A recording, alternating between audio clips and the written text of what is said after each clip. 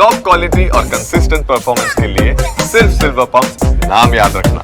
સમાચાર અમદાવાદથી TV9ના રિયાલિટી ચેકમાં તંત્રની પોલ ખુલી ગઈ છે। નિકોલ, બાપુનગર, રામોલ અને સરસપુરમાં મોટા પાયે ખોદકામ। મનપા દ્વારા વરસાદી પાણીના નિકાલ માટે ગટર લાઇનનું કામ। સામા ચોમાસે કામગીરી પૂર્ણ થશે કે નહીં તે અંગે પણ સવાલ। ધીમી કામગીરી અને બેદરકારીથી શહેરીજનો ચિંતિત બન્યા। અનેક સ્થળોએ ગટરના ઢાંકણા તૂટેલા જોવા મળ્યા। તૂટેલી ગટરોને પણ નથી કરાઈ કોર્ડન।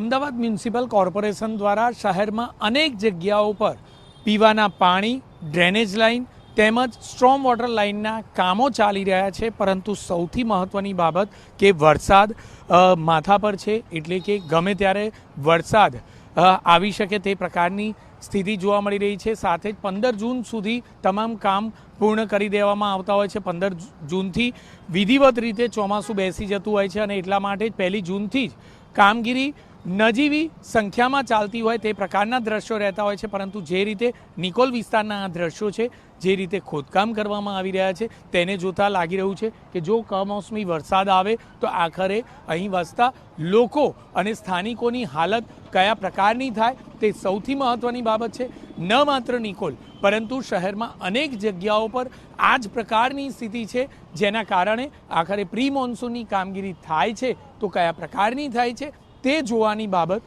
મહત્વની છે। કેમેરામેન રોશન સાથે જિગ્નેશ પટેલ, TV9 અમદાવાદ।